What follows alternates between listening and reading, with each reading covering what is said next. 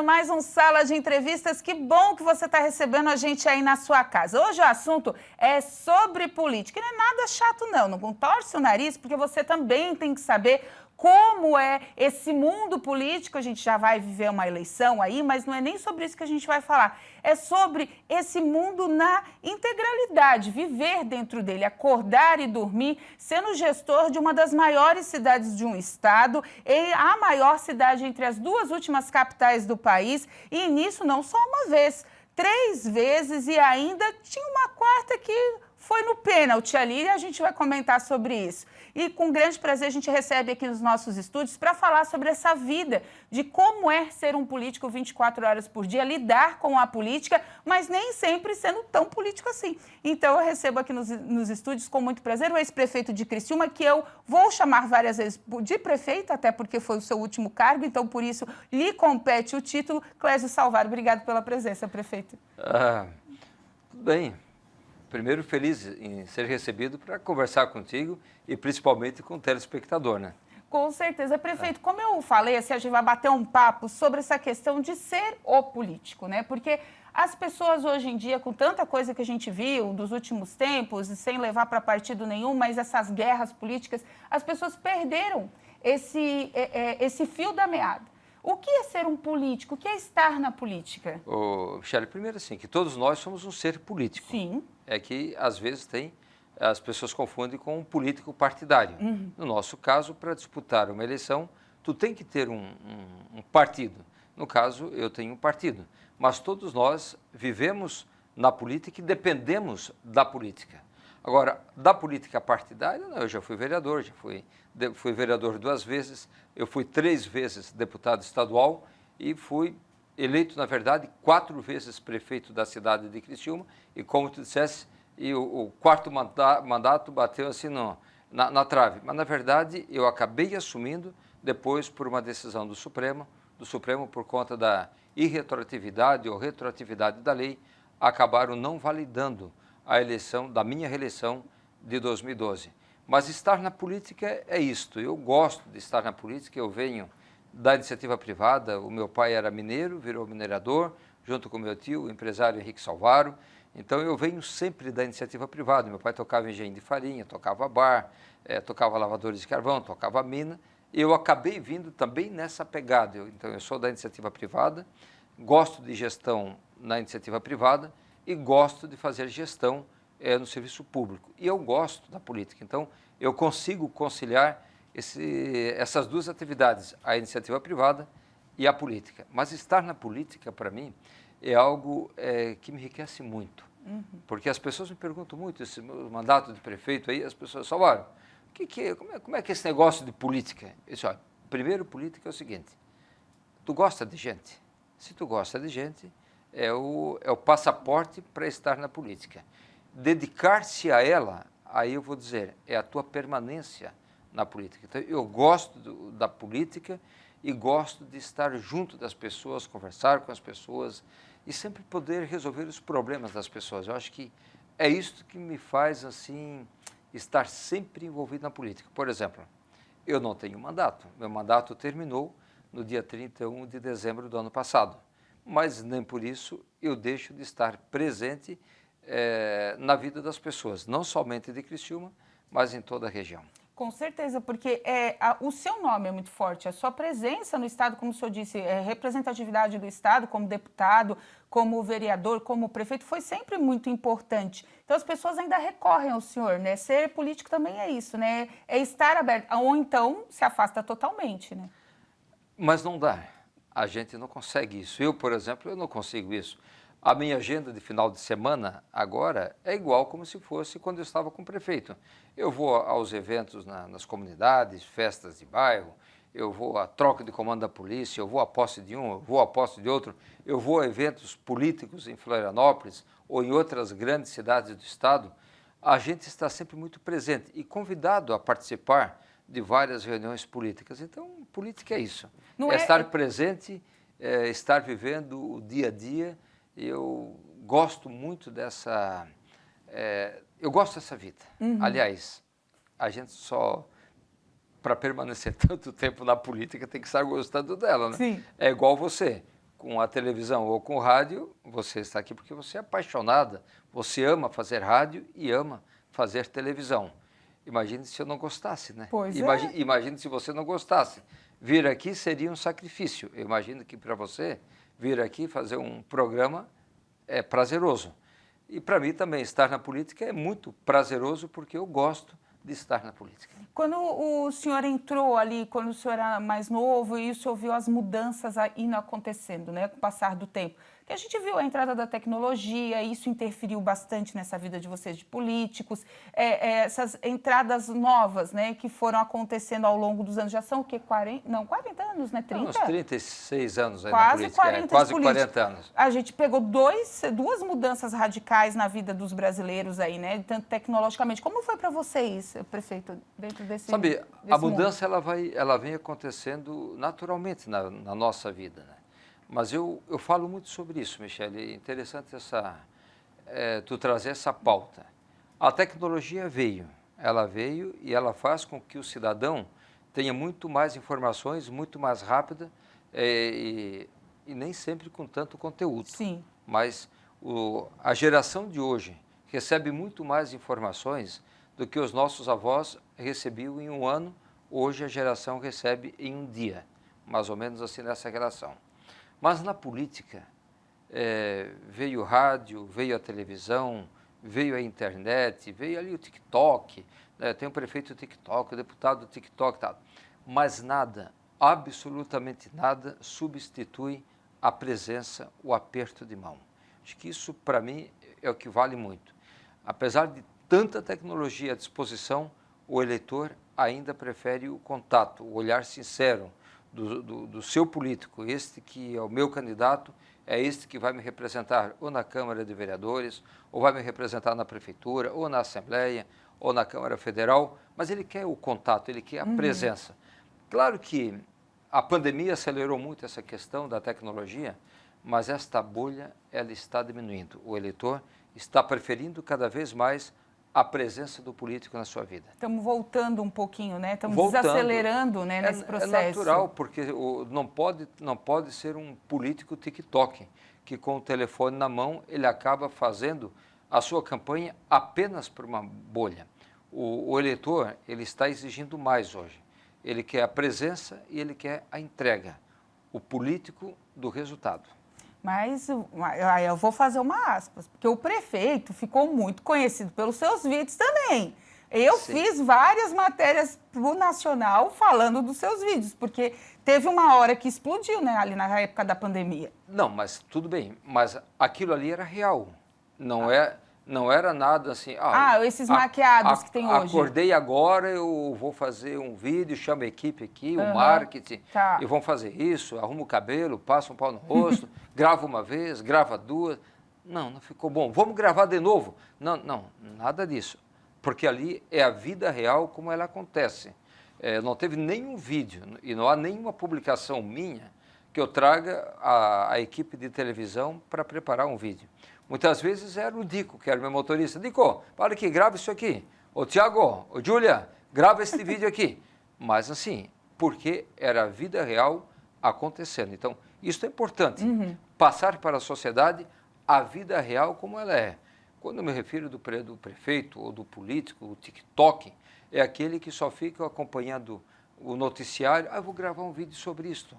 Eu quero lacrar sobre isso, sobre aquilo. Não. Os meus vídeos eles eram reais e verdadeiros como são. E apareceram bastante em rede nacional, porque tinha polêmica no meio. Mas antes da gente chegar lá nessa parte, prefeito, o senhor entrou, fez o seu mandato, foi excelente, com excelência pela população, foi reeleito, aí veio a questão da cassação. Qual foi esse momento para o senhor? O senhor pensou em algum momento e falou, não quero mais?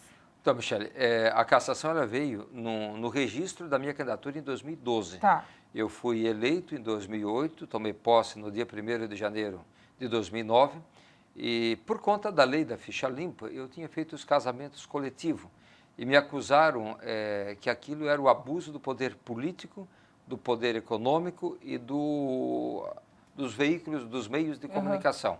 Mas, era uma promoção, para quem não entendeu. Era uma promoção, mas na verdade nunca existiu aquilo, porque eu fazia os casamentos coletivos no dia 8 de dezembro, dia do Poder Judiciário, dia da Justiça, e os eventos sempre eles eram feitos com a presença do Tribunal de Justiça ou do Fórum Local. Sempre vinha ou o presidente do Tribunal de Justiça ou aquele que era o responsável pelo fórum. Nunca foi feito algo só o prefeito Clécio Alvaro.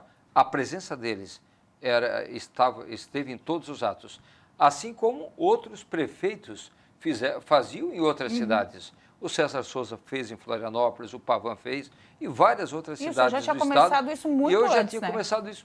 Mas naquilo foi o seguinte, não tem motivo, não, mas tem isso aqui, vamos pegar para isso. Aquela ação foi aquele mandato foi roubado. Aquele mandato foi roubaram o meu mandato. Se naquela época tivesse o VAR, era o VAR. Se tivesse o VAR, poderia chamar, porque não tinha absolutamente nada que justificasse. Olha, que eu fiz a 5ª melhor votação em todo o território nacional. Sim. 78,76% dos votos. E é isto que eu não tinha o título de eleitor.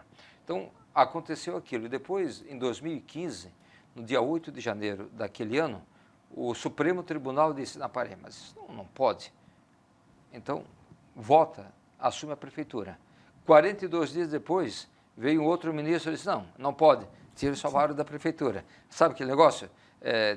Tira o casaco, coloca o casaco, tira o casaco. Quem gosta de carequinha aqui, tira o casaco, coloca o casaco, tira o casaco, coloca o casaco. Mais ou menos assim. Aí veio, então, a eleição de 2016, aí eu fui eleito em 2016, com quase 77% dos votos, e reeleito em 2020 com quase o mesmo percentual de votos. Um pouco menos de voto, mas o percentual se manteve por conta da pandemia, né? Que foi uma eleição muito traumática, porque nós estávamos no meio do processo da pandemia. Muita gente deixou de votar, muita gente justificou. Até a data da eleição foi trocada. Foi mudada, sim. Houve uma facilitação para justificar o voto, enfim. Mas, enfim, também fui reeleito com 76%, 77% dos votos. Mas em algum momento o Clésio olhou e falou assim, não, deu, chega, não vale a pena? Ou ao contrário, não, isso aqui me dá mais força para continuar? Eu gosto dos obstáculos. Né? Eu não fico na zona de conforto, eu não me habituo neste ambiente. Eu gosto do enfrentamento, do confronto, desde que o resultado seja para beneficiar a minha cidade. Eu gosto disso, a zona de conforto para mim não combina. Eu gosto disso, então não é uma pedra, não é um obstáculo que vai me tirar do caminho, sobre hipótese alguma. Então, tá certo. Gente, a gente vai para um rápido intervalo e a gente volta já conversando um pouco mais com o ex-prefeito de Criciúma, Clésio Salvaro.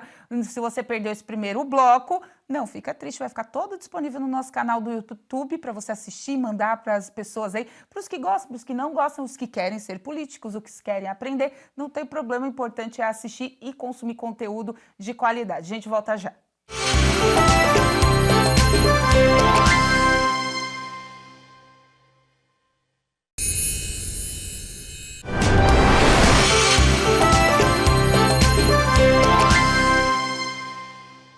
De volta com o nosso Sala de Entrevistas, hoje recebendo o ex-prefeito de Criciúma, Clésio Salvaro, e a gente está conversando aqui sobre muitos assuntos do mundo da política. Você aí, de repente, tem um dom para isso, quer entrar no mundo político, estude, gente. Estudar é o caminho, se familiarize, converse, vá à sede do partido que mais você gosta aí na sua cidade, entre em contato com as pessoas do bem e aproveite bons exemplos, como no caso aqui do nosso ex-prefeito aqui de Criciúma, Clésio Salvaro. Prefeito, a gente estava falando, eu perguntei para o senhor da questão das mágoas. O senhor fala muito isso nas entrevistas, né? Da questão das mágoas ao longo do caminho, sem citar nomes, mas é um mundo que não tem como passar sem uma rusga, né? É um querendo passar por cima do outro o tempo inteiro.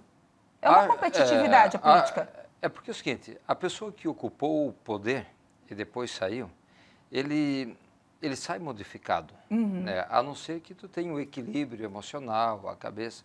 Quando as pessoas dizem assim, o poder subiu para a cabeça, sabe? Então, é porque de fato isso acontece. Agora, a política, Michele, é uma coisa assim, muito impressionante. Você fala, você quer entrar na política, tal, acompanhe esta entrevista, acompanhe outras entrevistas, estude, leia. E eu disse assim, olha, para ingressar na política, primeiro você precisa gostar de gente. Depois escolha um partido, aquele que você melhor se identifica. Mas para que entrar na política? O que é a política?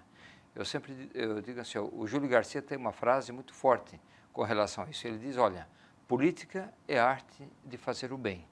Eu tive a sorte de estar na Assembleia como deputado e peguei bons governadores. O Esperidião, fui deputado também com o Luiz Henrique. O Luiz Henrique dizia que política é a arte de não deixar ninguém para trás. Eu acho que as duas coisas se combinam, tanto a do Júlio Garcia, que diz que é a arte de fazer o bem, e o Luiz Henrique, que diz que a política é não deixar ninguém para trás. E eu digo que política não é uma atividade de caridade. Você não pode entrar na política para fazer caridade. Política é a arte de fazer e praticar a justiça social. A melhor de todas as caridades que tu podes fazer com a política por exemplo, a justiça social. Mas aonde, prefeito, a justiça social? Eu vou dizer o seguinte, quando tu oferece uma educação de qualidade, que permite que o aluno que estuda na escola pública, ele compita em condições de igualdade com aquele que estuda numa escola particular, que dê para ele as mesmas condições, tu estás promovendo ali uma justiça social. Quando tu, na tua unidade básica de saúde, quando na unidade de pronto atendimento, numa UPA, tu oferece um serviço de qualidade, humanizado, igual aquele que pode pagar uma consulta particular, ou igual aquele que pode ter um plano de saúde, tu estás oferecendo e tu estás praticando ali uma justiça social. Isto é justiça social. Justiça social não é pegar aquele que está mais à tua frente, tranca ele e traz ele para trás. Não, justiça social é pegar aquele que está mais atrás e leva um pouco mais para frente, acelera. Dê a ele as mesmas condições. Dê ao estudante da educação pública as mesmas condições do aluno da escola particular. Dê ao usuário do Sistema Único de Saúde a mesma condição humanizada no atendimento, igual aquele que pode pagar um plano de saúde. Tu estás não praticando caridade, mas tu estás praticando a justiça social. Porque o governo, ele não é um fim em si. O governo é um meio. É um meio. O cidadão paga os impostos, ele contribui de todas as formas. Às vezes através do IPTU, do ITBI, do IPVA, quando ele abastece o carro, quando ele paga a conta da energia, tudo ali está incluindo os impostos.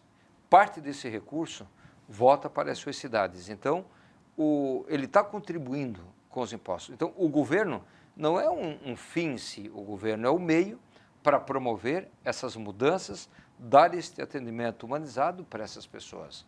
Eu sempre digo assim, a máquina pública, ela não pode consumir os recursos do cidadão que paga os impostos. Por isso que eu sempre disse, gastar menos com a máquina pública para investir mais na cidade, investir mais nas pessoas. E foi isso que praticamos ao longo do tempo. Então, isso muitas vezes causa alguma polêmica por conta disso, alguma mágoa por conta disso, porque é o tal do choque de gestão. É investir mais na cidade e no cidadão. A Prefeitura de Criciúma, o governo municipal, quando a lei de responsabilidade fiscal diz, olha, a lei diz, tu podes comprometer até 50% da tua arrecadação gasto com pessoal. Nós chegamos a 32%, 33%. É por isso que tu vê, o cidadão percebe as obras que foram realizadas em Criciúma. Fizemos o Parque da Próspera, aqui o Parque das Nações, o Parque da Prefeitura, o Parque dos Imigrantes, o Parque da Santa Luzia, compramos e iniciamos a obra e deixamos o dinheiro na conta para que o Wagner e o Salésio concluíssem a obra. Compramos o terreno para fazer o Parque da Quarta Linha e deixamos o dinheiro na conta, em torno de 8, 10 milhões, para fazer aquele parque. Por isso fizemos a UPA da Próspera, a UPA do Rio Maina, a UPA da Boa Vista, a UPA da Santa Luzia, cidades do tamanho de Criciúma e às vezes até maior do que a nossa cidade, não tem nenhuma unidade de pronto atendimento ou uma UPA. Então, pavimentamos 2.300 ruas, porque nós priorizamos investir mais na cidade e mais nas pessoas. Fizemos o canal auxiliar ao Rio Criciúma, que gerou polêmica, que desagradou muitas pessoas, e tu estavas no outro veículo de comunicação, e tu acompanhava os transtornos. Eu era setorista do canal auxiliar, eu tinha que ir lá todo dia fazer uma matéria. Porque aquela obra causou muitos transtornos. E eu sei que também muitos prejuízos para os comerciantes ali. Mas eu disse, olha, os transtornos são passageiros, os benefícios serão para sempre. Depois do canal auxiliar, nós não tivemos mais nenhuma vez, nenhuma ocorrência de inundação na área central. Eu peguei a última de sair com água no peito do meio da Nereu Ramos. Então, às vezes assim, governar também, é por isso que eu digo assim, não é ficar na zona de conforto e concordar com todo mundo. O último ponto de discordância na minha passagem pela prefeitura, eu lembro, nem sei se foi o último, foram tantos, mas teve um, que é a questão do cercamento da Praça do Congresso. Os moradores dos prédios no entorno, eles eram contra o cercamento da praça. Eu disse, bom, a praça aberta, como ela está, nós já sabemos que não funciona. Então, vocês me permitam, eu vou cercar a praça. Depois de um ano, a gente volta a conversar sobre o assunto. Cercamos e depois de um ano não foi preciso voltar a conversar, porque provou-se aí que o cercamento foi o melhor caminho. Acertado. Acertado. A Praça do Congresso é como se fosse um outro parque que nós temos na área central. Então, às vezes, os pontos polêmicos, eles vêm pela contrariedade em alguns setores ou alguma parte da massa. Às vezes as pessoas questionavam se salvaram, mas feriado para o servidor público. Como assim feriado para o servidor público? O servidor público é um ser que acorda de manhã, que trabalha todos os dias, como qualquer um que trabalha nas minas de carvão, que trabalha nas cerâmicas, que trabalha no comércio, que trabalha nos hospitais, enfim, ele é um trabalhador comum. E ele tem um dia, o dia dedicado ao trabalhador, que é o dia 1º de maio. No dia 1º de maio, a prefeitura não vai trabalhar, porque é feriado nacional. Tá, mas o dia do servidor público, ele já teve o dia dele, porque ele é um trabalhador. Tá, não vai ter feriado? Não, não vai ter feriado nem para ele, não vai ter feriado para o professor, porque tem que trabalhar. Então, às vezes, a polêmica, é só porque eu queria que as pessoas trabalhassem. Mas esta polêmica era para oferecer um resultado maior para a sociedade. Tanto é que eu saí da prefeitura com 93% de aprovação. Esse tipo, quando a gente fala de polêmica, é porque também a gente está numa região conservadora demais.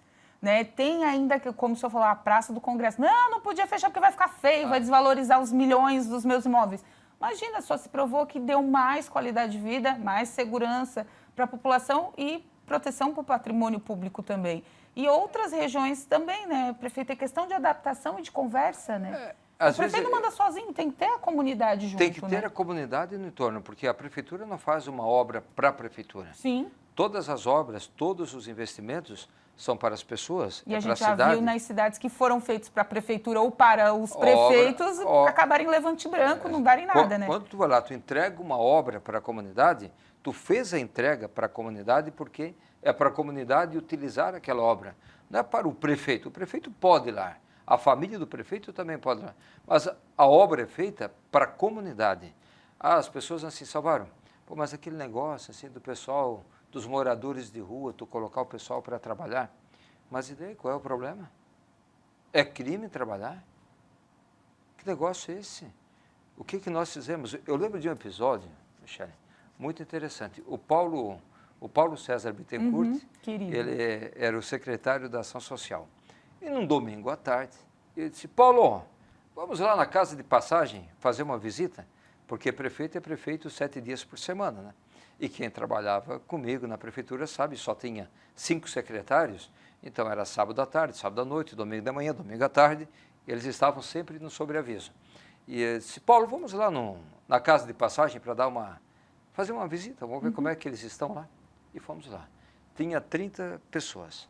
Aí pegamos o coordenador, eu disse, coloque eles aqui numa sala, era uma sala mais ou menos igual essa, e aí estavam os 30, eu disse, olha, eu vou me apresentar aqui, eu sou Clésio Salvaro, estou como prefeito da cidade de Criciúma, este é o Paulo César Bittencourt, é o secretário da Ação Social. Eu gostaria que cada um de vocês se apresentassem aqui. Aí cada um foi se apresentando. Tá bom. E todos saudável, todos saudável. Eu disse, bem, amanhã às 7 horas, nós vamos encostar aqui na frente um ônibus, nós vamos ter um par de luvas para cada um de vocês, um chapéu, um par de botas, uma vassoura e uma enxada e uma pá. E a partir de amanhã, todos vocês vão trabalhar cuidando da cidade, fazendo a limpeza da cidade. No dia seguinte, na segunda-feira, às 7 horas da manhã, conforme o prometido, estava lá o caminhão, tudo certinho. O pessoal tudo preparado. Só tinha 29 vazaram. Este não foi embora porque tinha problema de saúde e nós encaminhamos para o tratamento. É isso que eu digo, morador de rua, pessoas que vivem em situação de rua, acolhe essas pessoas. Se ela está doente, trate ela. Se ela precisa de um tratamento psiquiátrico, psicológico ou um tratamento de saúde, cuide desta pessoa. Mas se esta pessoa ela estiver saudável, coloque no mercado de trabalho. Pronto e ponto. Não é justo que o cidadão que paga os impostos mantenha essas pessoas ali sem fazer absolutamente nada. Então, às vezes, as polêmicas, elas se davam por conta disso, mas é porque é para trazer o melhor resultado para o cidadão. Sabe quanto custa o tratamento de uma pessoa como essa? É uma grana violenta. Às vezes custa muito mais ali do que ganha uma pessoa trabalhando 40 horas semanais. Eu sempre digo, quando o custo do assistente é maior do que o benefício do beneficiário, alguma coisa está errada. Com certeza. A máquina pública ela não está certa. Primeiro, sempre, antes de fazer um bom governo, primeiro governe o governo. Ou seja, o governo não é um fim em si, ele é um meio para mudar para melhor a vida das pessoas.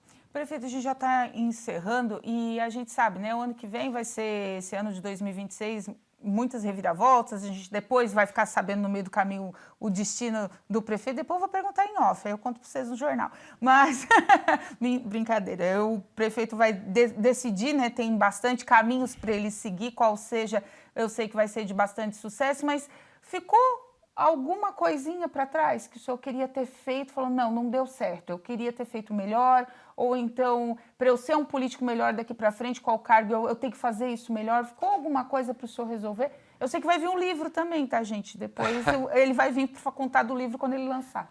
Não, na verdade, a gente sempre pode fazer melhor. E eu acho que é uma missão, não apenas do político, mas do cidadão como todo, sempre melhorar a cada dia. Eu não tenho esse negócio assim de querer ser o melhor, mas eu tenho esse negócio assim de melhorar um pouquinho a cada dia. Sabe que de manhã eu saio de casa, vou saindo do carro todos os dias. Disse, meu Deus, não permita que alguém me engane ou que eu engane alguém. Permita que eu apenas seja real, sincero e verdadeiro com todos. É o pedido que eu faço todos os dias e fico me policiando por conta disso. Então, a missão é procurar ser cada vez melhor. Se eu voltasse a ser prefeito, eu faria algo diferente? Acho que não. Eu naquele tempo, né, dado as circunstâncias, o momento, as condições, cada prefeito, inclusive cada prefeito deu o melhor de si. Pegando a história dos ex-prefeitos, o mais recente, pegando o Antonelli, foi um bom prefeito, o Márcio Burgo fez a parte dele, o próprio Décio Góes fez a parte dele, o Paulo Meller fez a parte dele, o Altair fez a parte dele, o Eduardo fez a parte dele. Mas eles podiam ter feito mais e tu também, Salvaro? Não. Depende muito de um cenário, o cenário nacional, o cenário estadual, como é que está a política. Cada um viveu o seu tempo, Cada um viveu o seu tempo. Eu fiz o que eu podia fazer dentro do meu entendimento, dentro do meu discernimento e das relações políticas que eu tinha, eu procurei fazer o melhor para a minha cidade. Então, tá certo. Prefeito, obrigado pela presença. Realmente a gente está esperando o livro, porque a sua história política dá um livro bom, cheio de capítulos aí, com gosto de quero mais para entender esse mundo político, porque a política de um tempo para cá, eu não sou muito fã assim, das coisas dos bastidores, eu não sou muito fã, eu sou fã da informação, tem que dar informação para o público, é aquilo ali, pronto, deu a polemizar a política não é comigo. Então eu fico na parte dos leigos, da parte da política. Então, assim, entender mais sobre bastidores com pessoas, né, que passaram por ela é interessante, para que as pessoas não venham mentir ou omitir e a gente, como público ou como votantes, acaba caindo nos contos dos vigários que já aconteceram várias vezes, né? Ou do político bom moço, ou do político tiktoker, como está aparecendo agora, que a população leiga desse mundo possa entender melhor. Então, por isso que eu sugiro mesmo. Eu sei que tem um colega nosso que está para escrever o livro, que saia mesmo para entender mais esses bastidores. E a sua vida também, dentro da política, é louvável. Ô, Michele, mas todos nós escrevemos o livro da nossa vida. Sim. Naturalmente que o político tem uma vida mais exposta e as pessoas acabam conhecendo a vida do político. Mas tem heróis anônimos, tem pessoas, e hoje é o dia da solidariedade, tem pessoas que ajudam tantas outras pessoas e que vivem no anonimato. Cada uma dessas pessoas também estão escrevendo o seu livro. Se talvez não vou escrever, colocá-lo nas no palavras, papel, né? Se não será escrito, será impresso um livro desse e tal, mas cada um escreve a sua história, cada um faz a sua história. Naturalmente, tanto tempo na vida pública, a gente tem um pouco de história para contar, que talvez possa servir de inspiração para alguém. Adriana, minha esposa, escreveu o livro contando a história do meu pai. Meu pai é anônimo, meu pai era mineiro, primeiro, é agricultor, colono, mineiro, de mineiro virou minerador, mas nunca deixou de participar da vida ativa da comunidade.